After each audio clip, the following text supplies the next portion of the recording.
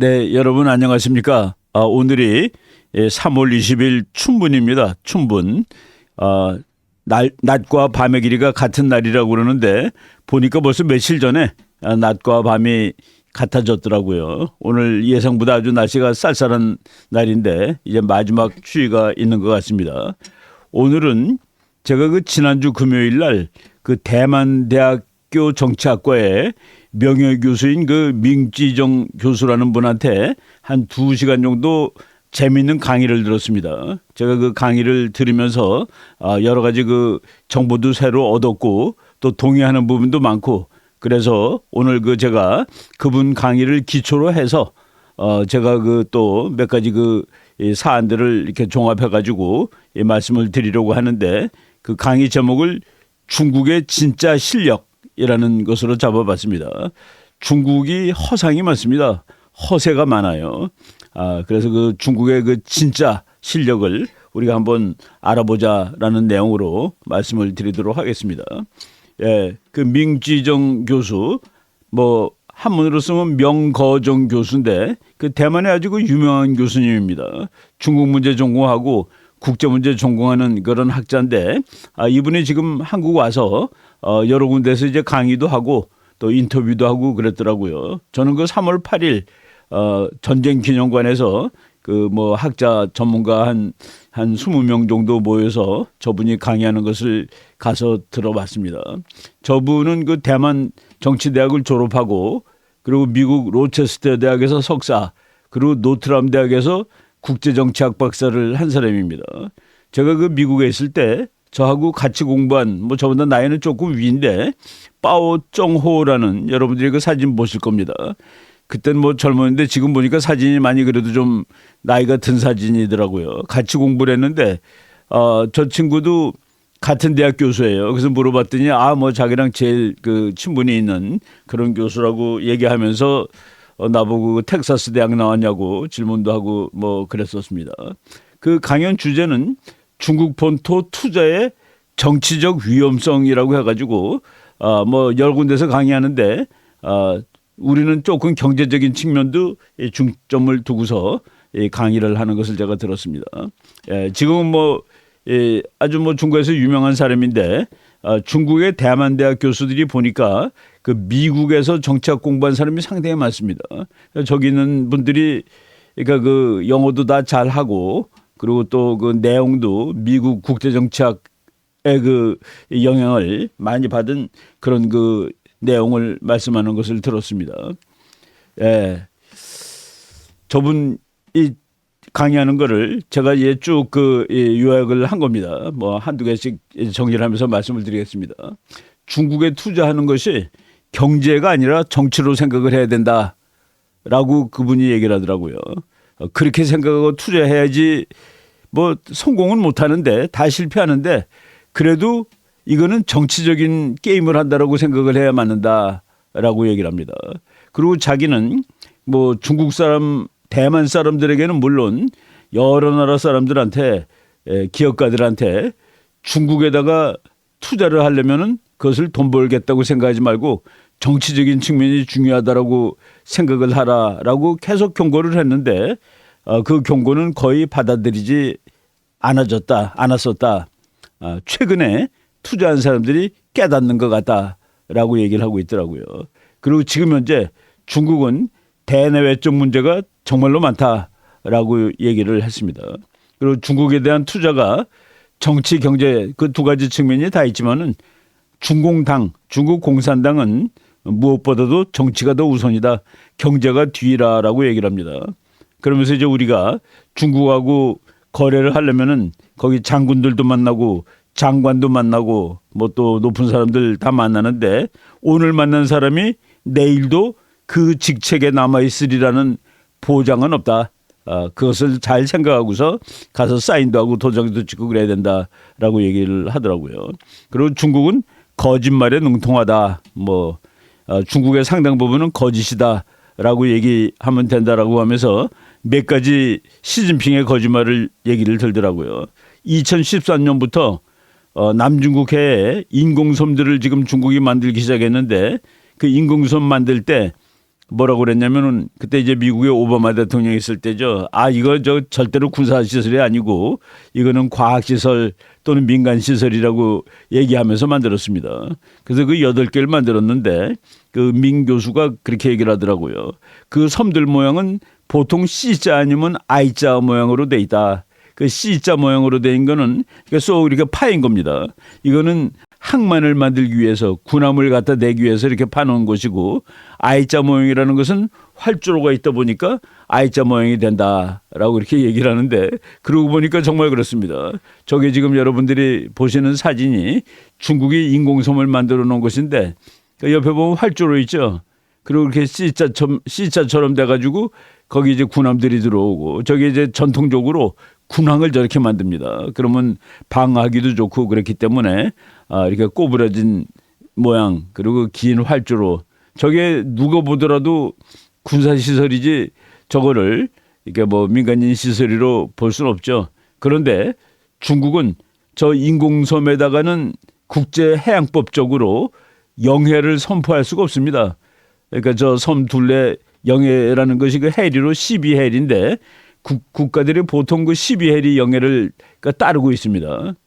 그런데 인공섬에는 영해를 설치할 수 없다. 근데 중국은 인공섬에다가 영해를 설치했어요. 그러니까 여기는 우리 바다니까 다른 나라 배들은 허락을 받고 다녀라 이렇게 얘기한 것이죠. 그러니까 저런 섬들이 많은데 영해를 이렇게 설치하다 보니까 바다에 길이 이렇게 그 불편하게 됐습니다. 마음대로 못 다녀요. 그런데 미국은 그것을 무시하고 그 중국이 영해라고 선언한 데를 막 다니고 있습니다. 여러분 사진 보실 텐데 저 조그만 지도 보십시오. 그 초록색이 인공섬이라고 칩시다. 그러면 인공섬의 12해리 22km를 중국이 이제 영해라고 선언했어요. 그런데 대부분의 나라들은 귀찮으니까 중국하고 뭐 이렇게 티격태격하게 귀찮으니까 피해 다닙니다. 그런데 미국 군함들이 중국이 영해라고 그런 데서 이렇게 가로질러 간 그런 모습입니다. 가로질러 갈 때는 유난히 깃발을 큰 거를 이렇게 펄럭이면서 갑니다. 그러니까 중국이 자기 바다라고 주장하는 그 바다를 미국 해군이 다니는 모습인데 미국 해군은 저것을 자유의 항해 작전, 프리덤 오브 내비게이션 오퍼레이션이라고 해가지고 저거 할 때마다 이제 미군 뭐 칠함대 홈페이지 들어가 보면은 어느 배가 지나갔다 이런 식으로 이렇게 다 나옵니다. 이건 중국에 대한 아주 도발이죠. 그 배를 옆에서 보니까 또 저렇게 그 엄청나게 큰 깃발을 달고서 물론 허락 없이 저기를 지나가는 미국 배를 보고 그 섬에 있는 중국군이 분노해서 발사를 하게 되면은 그것이 전쟁으로 갈 수 있는 일이겠죠. 이렇게 그 전쟁은 생각보다 상당히 가까이 있다라고 볼 수 있는데 하여간 아무튼 그 민 교수 말은 저것을 민간 시설이라고 만들어 놓고 이런 그 국제적인 갈등이 지금 벌어지고 있다라고 얘기를 하고 있습니다. 그또 중국이 그 거짓말한 거 몇 개 더 얘기를 했습니다. 홍콩에 대한 일국 양제. 그러니까 홍콩은 자본주의 국가죠. 그리고 중국은 사회주의인데 중국하고 영국하고 홍콩에 대해서 이제 합의를 했습니다. 나라는 중국이지만은 홍콩은 자본주의, 민주주의 그리고 본토는 사회주의. 그러니까 일국 양제. 나라는 하나지만은 제도가 두 개이다. 그 언제까지 그 약속을 했냐면은 2047년까지 약속을 했어요. 1997년에 앞으로 50년 동안 홍콩은 자유주의를 유지할 수 있다. 근데 지금 보세요. 홍콩은 이미 중국의 뭐 속방 식민지나 마찬가지가 됐죠. 그리고 그 일국 양제를 유지한다고 그러면서도 중국이 홍콩에다가 중국 사람을 수십만 명을 보냈답니다. 중국이 이제 위구르나 티베트 이렇게 그 민족 그 해방을 독립을 하겠다는 그런 동네에다가 중국 본토인들 한족들을 막 보내죠. 그래서 섞어 놓습니다. 인종적으로. 그게 이제 민족 말살 정책이나 마찬가지인데 대만, 홍콩에 대해서도 그렇게 하고 있다. 심지어는 대만에 대해서도 그렇게 하고 있다라고 그 민 교수가 얘기를 하더라고요. 그리고 저 사람이 주장 중에 재밌는 것이 중국의 대만 침공과 북한의 한국 침공은 아주 완벽하게 연결돼 있다. 그래서 중국이 대만을 공격하는 날 북한이 아마도 한국을 공격할 거다 라는 그 확신을 가지고 얘기를 하고 있더라고요. 그리고 미국의 하원의장 낸시 펠로시라는 사람이 대만을 방문했을 때 그 대만이 중국이 난리가 난 적이 있었습니다. 낸시 펠로시가 이제 미국 하원의장인데 저 사람이 그 비행기를 타고 올 때 중국의 아주 뭐 전부 다 그 정부 언론이지만은 그 비행기를 격추시키겠다는 얘기까지 했습니다. 미군이 개입하면 가만 안 있겠다라고 얘기를 했는데 그 민 교수는 그때 미국 군이 직접 개입을 했다. 그런데 중국의 그 언론 매체들은 미국이 개입하지 않았다. 중국이 겁을 주니까 미국이 겁먹어가지고 개입하지 않았다. 이런 식으로 선전을 한대요. 그것이 바로 다 대만 사람들한테 중국이 세게 나오면 미국도 어쩔 수 없다라는 것을 알려주기 위한 그런 방편이라고 얘기를 합니다. 그럼에도 불구하고 민 교수는 중국 공산당도 그렇게 얼마 가지 못할 것이다 라는 얘기를 하는데 역사적으로 그렇답니다. 1980년대 말엽, 이거 우리 다 아는 얘기지만은 그 동부 유럽이 몰락하고 러시아, 소련 공산주의가 몰락할 때 1989년부터죠. 1988년, 9년, 90년 이렇게 한 3년 동안에 9개의 공산국가가 붕괴하였다. 이제 중국도 이제 공산주의가 있지만은 그 옛날 같은 그런 공산주의는 못 하고 있는데 앞으로 곧 붕괴할 가능성이 아주 높다라고 얘기를 하더라고요. 그리고 대만은 세계 최고급 반도체의 90 내지 92%를 공급하는 나라다. 대만이 그 상당히 전략적으로 중요하다라고 얘기를 하면서 그 세계 최고 반도체 90% 이상을 공급하는 대만을 중국은 정말로 가지고 싶겠죠. 역으로 미국은 정말로 저것을 뺏길 수가 없는 것이죠. 그런데 지금 현재 대만군은 미국의 초청으로 함께 군사훈련을 벌이고 있다라는 얘기도 또 이제 들었습니다. 그리고 이제 이분이 최근에 중국 상황을 얘기하는데 중국은 코로나 바이러스 때문에 중국 기업 100만 개가 없어졌답니다. 100만 개. 뭐 엄청난 거예요. 그러면서 이제 자기네들이 중국의 인구가 얼마나 줄었는지를 나타내는 지표가 있는데 소금 소비량이 아주 그 인구를 측정하는데 좋은 통계라는, 저는 뭐 저거는 그분한테 처음 들었습니다. 그러니까 salt consumption, 소금이 얼마나 소비가 되느냐, 그게 인구를 나타내는 아주 좋은 지표인데, 왜냐하면은 그게 아주 그 안정적이랍니다. 인구가 많은 경우, 인구가 적은 경우 그 소금 소비량 가지고 딱딱 맞출 수가 있는데, 코로나 사태 이후에 중국의 소금 소비량이 7 내지 8% 감소했답니다. 소금은 이제 먹는 것으로만 쓰이기도 하지만은 먹는 것으로만 쓰이는 것은 아니고 이 공장용으로도 쓰이는데, 기업이 100만 개가 없어졌기 때문에 소금 소비량도 줄었고, 그리고 사람도 그 줄은 거로 치는데 저렇게 계산해 보니까 중국 사람 약 1억 명이 코로나 때문에 죽었다라고 자기네들은 평가한대요. 그 대단한 그 놀라운 숫자입니다. 그리고 화북성 그 무한이라는 데서 코로나 바이러스가 처음 이제 그 뭐 흘러나온 곳인데, 그 연구소에서 그 화북성에서만 인구가 100만 명이 줄은 것으로 나온다라고 얘기를 해서 저 데이터는 저희들이 좀 놀라운 데이터라고 생각을 했습니다. 그리고 중국의 20대 수출 기업 중에 단 하나도 본시 중국 기업은 없다. 참 저것도 놀라운 얘기입니다. 중국이 뭐 지금 세계에서 2등이라고 떠드는데 20대 수출 기업 중에서 오리지널이 중국인 것이 없다는 얘기입니다. 그리고 지금 중국의 실업률 계산하는 방법이 아주 또 엉터리라고 얘기를 하면서 일주일에 1시간을 어디 가서 일하는 사람은 실업자가 아닌 거로 계산한답니다. 일주일에 1시간. 대만의 경우는 일주일에 15시간을 일하면은 실업자가 아닌 거로 친대요. 프랑스는 15 내지 20시간. 보통 15, 20시간이 세계적인 기준인데 중국은 1시간만 일해도 실업자에 포함되지 않기 때문에 지금 중국 실업자는 엄청나게 많을 거다라고 얘기를 하는 걸 들었습니다. 그리고 중국에는 연 18만 건의 관민 충돌 사건이 일어난다. 옛날에는 그냥 폭동, 난동으로 쳤는데 지금은 이제 경찰하고 민간인이 싸운 것만 해도 1년에 18만 건이다. 그 2000년에는 그 관민 충돌 사건을 100명 이상이 모여서 데모하다가 그중에 한 사람이라도 경찰한테 돌멩이 던지면은 그거를 폭동이라고 쳤대요. 근데 지금 100명이 다 돌멩이 던져야지 한 건으로 친답니다. 그렇게 쳤을 때 무려 18만 건의 관민 충돌 사건이 지금은 일어나고 있다. 저것도 이제 우리가 그동안에 잘 몰랐던 그런 데이터들입니다.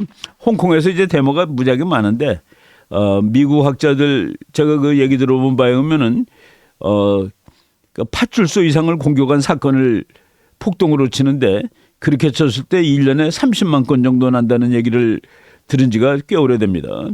폭동에 들어가지 않는 거 예를 들어서 뭐 그 중국도 이제 북경에 대학이 좋은 대학이 많으니까 좋은 대학 그 북경 대학에 와서 유학하던 사람들이 학생들이 이제 시골에 여름에 가는 거예요 방학 때. 근데 그날 어느 날 어느 조그만 도시인데 그 북경에서 공부하는 대학생이 자전거를 타고 뭐 어딜 가다가 그 자전거가 넘어지면서 길에 있는 아주 고급 승용차에 뭐 기스가 자국이 나게 이제 했던 모양입니다. 그러니까 그 좋은 승용차, 검은 승용차에 앉아있던 기사가 나와서 그 대학생을 두들겨 팬 거예요. 그러니까 그 마을 사람들이 분노해가지고 그 기사를 패고 자동차를 불질렀는데 그런 거는 민관 투쟁이 아니니까 그 데모에 그 건수에 들어가는지 안 들어가는지 모르겠다는 얘기를 제가 그 미국 학자로부터 이제 들은 적이 있었습니다. 아무튼 중국이 대단히 시끄러운 나라다 이런 뜻이죠. 그리고 민 교수가 가르쳐준 그 재미있는 데이터가 있는데 중국의 3대 수입품. 중국이 저거 없으면 중국이 망합니다. 첫 번째는 식량입니다. 중국은 이제 식량 작업이 안 되는 나라죠. 그래서 1년에 420억 그 미국 달러입니다. 그 다음에 석유는 저거 없으면 뭐 나라가 이제 또 굴러가지가 않을 테니까 석유는 2,400억 달러를 수입한답니다. 그리고 그 다음에 이제 정편이라고 그랬는데 그것이 바로 그 반도체예요. 반도체는 4,200억 달러를 수입한답니다. 그래서 7,020억 미국 달러를 수입을 하는데 식량 미국이 주고 있죠. 석유가 오는 길을 미국이 주고 있죠. 반도체를 전부 대만이 주고 있답니다. 그래서 중국이 매일 대만을 가만 놔두지 않을 거야. 그리고 대만이 까불면은 경제 제재할 거야. 그거 다 거짓말이랍니다. 중국이 대만을 경제 제재를 할 방법이 없다는 그런 얘기를 그 민 교수가 하는 것을 들었습니다. 여러분 저쪽 그 중국이 석유를 수입해 오는데 그 이란하고 오만, 사우디아라비아하고 반도에 조그만 해협이 있습니다. 그 해협을 호르무즈 해협이라고 그러는데 저 호르무즈 해협에 중국 석유의 47%가 통과를 합니다. 족이 막히면은 중국은 숨이 끊기는 거나 마찬가지예요. 근데 그 호르무즈 해협 그 확대된 지도 보겠습니다. 호르무즈 해협에 중국의 석유가 47%가 왔다 갔다 하는데 저 해협을 지키는 미국 항공모함이 두 척이 있었습니다. 옛날에 그 항공모함 두 척이 그 지키는 이유는 저 해협을 항상 열어두려고. 그러니까 미국 석유도 10%가 저길 통과했거든요. 그 10% 때문에 미국 항공모함이 두 척이가 있었는데 미국은 이제 셰일 오일을 채굴하기 시작하면서부터 저 호르무즈 해협을 지키지 않아도 됐습니다. 그리고 이제 그래서 항공모함 두 척이 나왔어요. 항공모함 두 척이 나오다 보니까 동해바다에 어떤 때 세 척 오죠. 그럴 여유가 생긴 겁니다. 그런데 미국 항공모함이 이제 임무가 바뀌었는데 미국 항공모함의 임무는 만약 중국과 전쟁을 하게 되는 날이 온다면은 그때 저 해협을 막을 것이다. 막을 거로 돼 있습니다. 예. 그러면은 미국 항공모함한테 중국 해군이 이길 수 없는 한 중국은 미국한테 잘 보이지 않으면 석유 수입이 끊어지는 그런 상황이 오는 것이죠. 예. 저거는 제가 이제 뭐 또 최근에 그 자료를 찾다 보니까 제가 이제 그 강의를 다 들은 다음에 그분하고 같이 이제 밥을 먹으면서 우리 간담회 비슷하게 했는데 제가 물어봤습니다. 중국이 민주화될 가능성은 있느냐 그랬더니 불가능하다라고 그냥 단정적으로 대답을 하더라고요.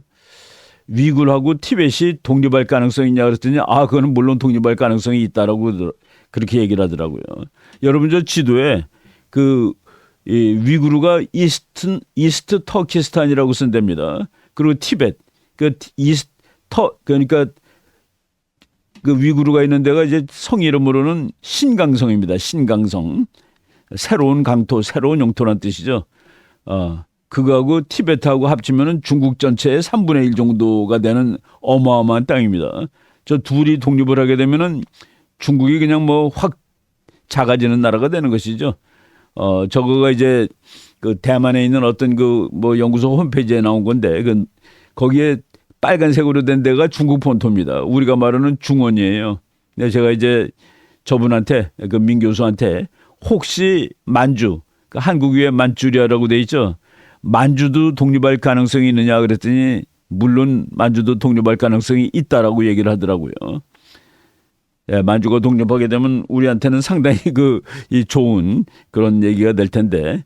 근데 저렇게 그 나라가 분리가 된다는 것은 최근에 나온 얘기가 아니라 벌써 1994년부터 저런 얘기가 있었습니다. 저 닥터 제럴드 세걸이라는 영국학자인데 뭐 저분은 좀 일찍 돌아가셨습니다. 근데 저 사람이 아주 유명한 그 논문이죠. 아델파이 페이퍼라고 그래가지고 그 영국의 국제 전략연구소 IISS라는 아주 그 세계적인 권위를 자랑하는 연구소에서 중국이 분열될 것이다라는 얘기를 이미 1994년에 그 논문으로 쓰고 있는데 지금 중국이 분열될 가능성은 항상 상존한다라는 얘기를 그 민 교수로부터 다시 확인을 했습니다. 거기 이제 참석했던 그 장교 출신 한 분이 민 교수한테 질문했습니다. 대만은 혹시 저 그 샨샤 댐을 공격해서 무너뜨릴 수 있는 능력을 가지고 있느냐. 이건 뭐 제가 그 얼마 전에 대만이 저 댐을 공격할 그 능력은 물론 있는데 대만 전략학자들이 아무리 전쟁이라 할지라도 저 그 댐을 공격하는 것은 너무 그 잔인한 일이 아니냐. 그래서 이걸 꼭 해야 되느냐 가지고 이 전략 논쟁을 벌인다는 것을 제가 소개해 드린 적이 있었습니다. 뭐 물론 그 민 교수가 당연히 저거를 폭파할 수 있다라고 얘기를 하는데 저거를 폭파하는 방법이 뭐 여러 가지가 있겠는데 미사일 쏴서 폭발을 할 수도 있고 뭐 F-16 전투기가 가서 폭격을 할 수도 있는데 저 댐이 무너지게 되면은 약 4억 명 정도의 그 인명 피해가 발생할 수 있습니다. 저거는 참 중국이 만들면 안 되는 댐을 만든 것이죠. 자연도 파괴하고 뭐 어떤 사람은 농담으로 그 뒤에 있는 물이 무게가 너무나도 무거워가지고 지구 자전하는데 그 자전하는 각도를 틀리게 만들어 놨을 정도다라고 이야기하는 사람도 있는데 하여간 저 댐이 폭파가 되면은 그 밑에 우한, 난징, 샹하이가 전체가 홍수에 휩싸이는데 우리 그 예비역 장교 한 분이 저 공격할 수 있느냐 그랬더니 당연히 공격할 수 있다라고 얘기하는 것을 들었습니다. 이렇게 이 중국이 자기 나름대로 문제가 많은 나라인데 이제 민 교수 얘기를 거기다 추가해서 제가 좀 몇 마디 더 해보겠습니다. 지금 우리나라 그 서울에서 민주주의 국가 정상회의를 하고 있습니다. 원래는 이게 전부 다 옛날에는 미국에서 다 있죠, 2번. 근데 이번에 서울에서 해요. 서울에서 하는데 윤석열 대통령이 70년 전만 하더라도 공산주의 전체주의 때문에 대한민국이 쩔쩔맸었는데 지금 세계 민주주의 국가회의를 한다라고 자랑스럽게 얘기를 하고 그리고 이제 대만은 민주주의 국가로 쳐가지고 대만 대표가 서울까지 오진 않았지만은 그래도 대만도 이제 화상으로 참석을 하는 겁니다.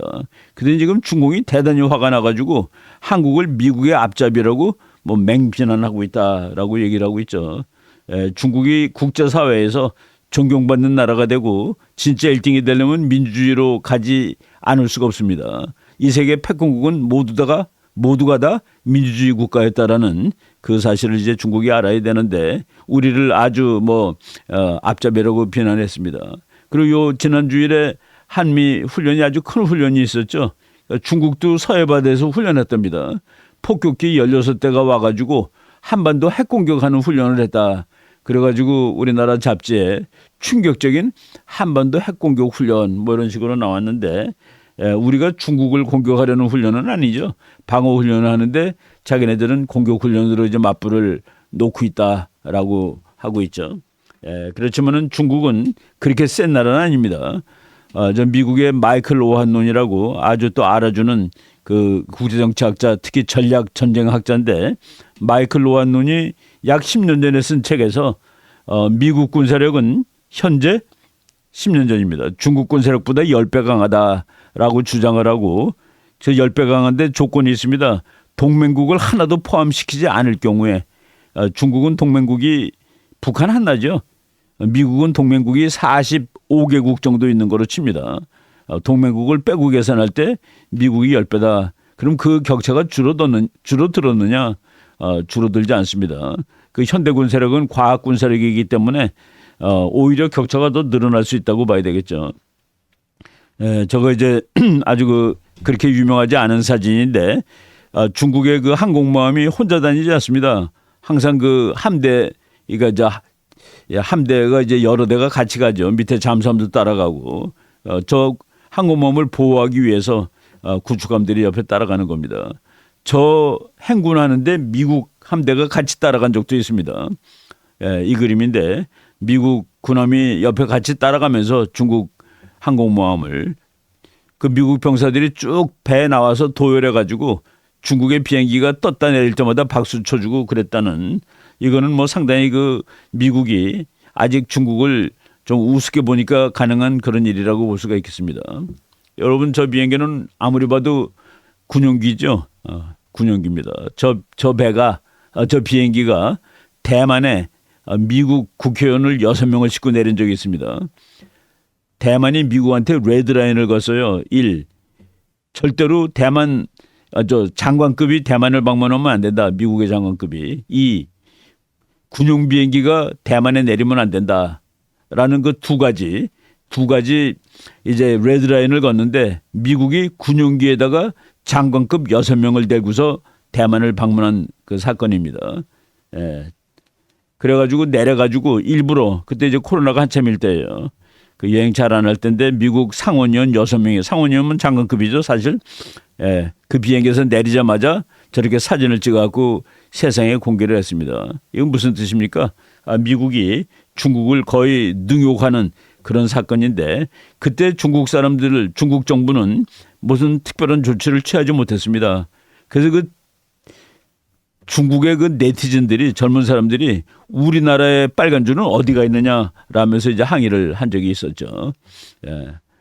중국은 우리나라 사람들이 좀 착각하고 있는데, 대한민국의 전략적인 적입니다. 스트래티직 애니미입니다. 우리나라의 가장 큰 전략적 큰 목표는 통일인데, 그거를 가장 반대하는 나라가 중국이죠. 6.25 때 정말 뭐 수백만 대군이 와가지고 우리의 통일을 막았던, 그 여러분들이 그 그림을 지금 보실 수가 있습니다. 지금 우리나라 신문에 잘 안 나는 뉴스인데, 중국은 서해 바다도 자기네 나름대로 이렇게 잘라놓고서 서해 바다의 72%는 중국의 바다라고 그러고 28%만이 한국 바다라고 그러고, 제가 그 해군 참모총장 두 분한테 들은 얘기인데, 우리 배가 저 동경 134도, 동경 124도, 중국이 쭉 근선입니다. 그것보다 저 서쪽으로 나가면 와서 쫓아낸대요. 저거는 국제법적으로 있을 수 없는 그런 그 얘기가 되겠습니다. 저 지금 우리나라 그 제일 큰 군사기지 중 하나가 평택에 있는 미군 기지인데, 미군이 중국을 견제하기 위해서 동두천에서 평택으로 핵심 전력을 다 옮겼죠. 미국 사람은 그 동두천 기지를 평택 기지를 the best, 가장 좋고, the newest, 가장 새 거고, and the largest U.S. Army base in foreign land, 외국 땅에 있는 최신, 최고, 최대의 미국 육군 기지라고 얘기한답니다. 그 옆에 미국 공군 있죠. 제5공군. 그리고 그 앞에 평택 2함대, 우리나라 2함대 있죠. 그러니까 미국 해군이 쓸 수 있는, 해군도 같이 쓸 수 있는, 그러니까 육해공군이 다 있는, 중국을 견제하기 최적의 뭐 요새와 같은 그런 부대를 미국이 한국에 가지고 있습니다. 우리나라 사람들 중국이 잘 나간다고 그랬는데, 그래도 학자들은 계속 경고를 했죠. 저분은 그 서울대학교 이제 국제정치학 교수인데, G2라는 용어는 한국에서 잘 사용되지 않았던 말이다. 유독 한국만 G2라고 부르며 중국을 마음속에서 미국 다음 가는 나라로 그렇게 생각하고 있었던 겁니다. 저런 경고를 벌써 2015년에 했는데 뭐 우리가 이제 그 경고 안 따르고 이제 뭐 중국하고 가깝게 지내다가 손해 많이 본 회사들 많습니다. 예, 여러분 지금 중국이 최근에 비행기 만들었다고 그러는데 우리나라 신문에 나온 글 몇 개 보겠습니다. 중국 세계 3위 항공기 생산국 날갯짓, 보잉 에어버스 양분, 세계 시장이 삼국시대로. 저것은 엉터리입니다. 세계 삼국시대? 그러면 나라 이거 1, 2, 3이 비슷해야지 삼국시대죠. 그리고 또 어떤 신문에는 보잉 에어버스 위협하는 중국 항공굴기 첫 자체 제작 여객기 떴다. 그러니까 우리나라 많은 사람들이 야 중국이 발전하다 보니까 이제 미국 유럽하고 맞먹는구나 라는 그런 얘기를 하는데 그래서 우리가 그 제대로 공부를 해야 됩니다. 스코트 케네디라는 그 미국의 그 전략이론가가 CSIS라는 미국 아주 그 끝내주는 연구소에 거기서 이제 그 연구를 해갖고 중국의 항공 산업에 대한 글을 썼습니다. 저 비행기 지금 중국 비행기의 주요 부품의 60%가 미제예요. 그리고 또 다른 부품 30%가 유럽제입니다. 그러니까 중국 기술로 만든 부품은 15%에 불과하다. 아니 60%가 미국 거 그리고 30%가 약 30%가 유럽 거. 그러면 저게 중국제라고 얘기를 할 수 있습니까? 근데 우리는 지금 중국이 항공산업이 보잉 그리고 에어버스 그리고 중국의 그 코맥이라는 회사 이게 3대가 됐다라고 이렇게 뻥을 치고 있는 겁니다. 사실은. 중국의 항공산업에 대해서 연구한 학자입니다. 제임스 팔로우스라는 저분은 뭐 참 여러 다방면의 연구가 많은데 어틀랜틱 몬슬리에라는 데 이렇게 썼어요. Is the new Chinese airliner a kind of flying iPhone? 지금 중국이 비행기를 새로 만든 모양인데 그거 날르는 아이폰 아니야? 여러분 아이폰이라는 거 그 애플에서 전화인데 그거를 중국제라고 칩니까? 그걸 중국제라고 치면은 저 비행기는 중국제가 맞아요. 그 이제 저 사람이 옛날에 그 뭐 2012년에 나온 책입니다. 차이나 에어본 중국 항공산업에 관한 책이에요. 그리고 저 책을 이제 요약을 해갖고 어틀랜틱 몬슬리라는 잡지에다가 썼는데 저는 뭐 저 책은 안 읽어보고 잡지 논문을 봤습니다. 그 중에 한 문장 인용하겠습니다. 이런 이유들 때문에 나는 내 책에서 중국의 C919 중국 비행기에 새로 나온 거 중국이 메이드한 것 중국이 메이드한 겁니다. 메이드 인 차이나 맞아요. 그렇지만 그 원천 기술과 가치의 대부분이 외국에서 온 거기 때문에 나는 그것을 하늘을 나는 아이폰에 비유하였다. 아이폰은 중국이 만들지만은 그걸 미제로 치지 중국제로 치지 않죠.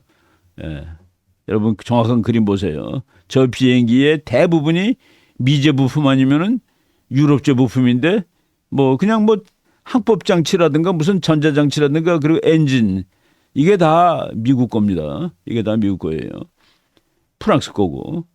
그러면은 중국 거는 껍질하고 의자하고 뭐 이런 거가 중국 거죠. 그거를 중국 거라고 우리나라 신문에서는 이제 중국 회사가 세계 3대 비행사가 됐다라고 얘기를 합니다. 최근에 보니까 중국 전지차 뭐 배터리 보증 기간이 끝나가지고 한 2천만 대가 지금 그 나온대요. 뭐 한 반값에 팔렸는지 모르겠습니다. 중국이 그 전기차 갖다 버린 거 그런 것들이죠. 그래서 우리가 중국이 세계에서 자동차 수출 1위라고 그러는데 다 저런 허수들이다 하는 그런 얘기들을 알아야 되겠다는 얘기입니다. 그 중국에서 사업 못하겠다 그러면서 다 발 빼는 대기업들 해가지고 우리나라 신문에 막 나오는데 저는 우리나라 그 신문의 퀄리티에 대해서 대단히 의심할 때가 많습니다. 여러분 저 그림 한번 보세요. 기자가 그린 그림인데 저 그림 보면은 중국이 미국을 제치고 달리고 있는 그 모습입니다. 근데 기사 내용은 중국에서 사업을 못하겠다 그러고 세계의 모든 회사들이 다 손띄고 나온다라는 기사에 그림은 중국이 더 잘 뛰고 있는 저 그림을 그려놨더라고요. 지금 중국은 국제 경제에서 아웃되고 있죠. 디커플링이라고 그럽니다. 미국이 주도해가지고 중국을 다 이제 세계 경제 체제에서 쫓아내는 거예요. 어떤 사람들은 그러죠. 중국이 경제적으로 피해를 보게 되면 우리도 피해 보는 거 아니냐. 저는 아니라고 생각합니다. 중국이 피해를 보기 때문에 우리는 덕을 볼 수 있다가 더 맞다라고 보는 편인데 아무튼 작년에 중국의 투자액은 재작년보다 82%나 감소했다. 그러니까 중국이 완전히 디커플 당하고 있는 것이죠. 예. 뭐 중국의 그 천진시에서 찍은 사진인 모양에 텅텅 비어 있습니다. 텅텅 비어 있다는 그런 얘기들 나오고 지금 그 중국이 여러모로 지금 고생을 하고 있는데 요번에 제가 그 민 교수 그 얘기를 들으면서 제가 평소에 생각하고 있던 중국이 맞았었구나, 맞는 분석이었구나라는 그런 생각을 하게 되었습니다. 그래서 그걸 소개하면서 제가 중국이 우리나라의 상당 부분 과장돼 있다. 그리고 중국은 어렵다라는 말씀을 오늘 다시 한번 뭐 복습할 겸해서 드렸습니다. 여기까지 하겠습니다. 여러분 감사합니다.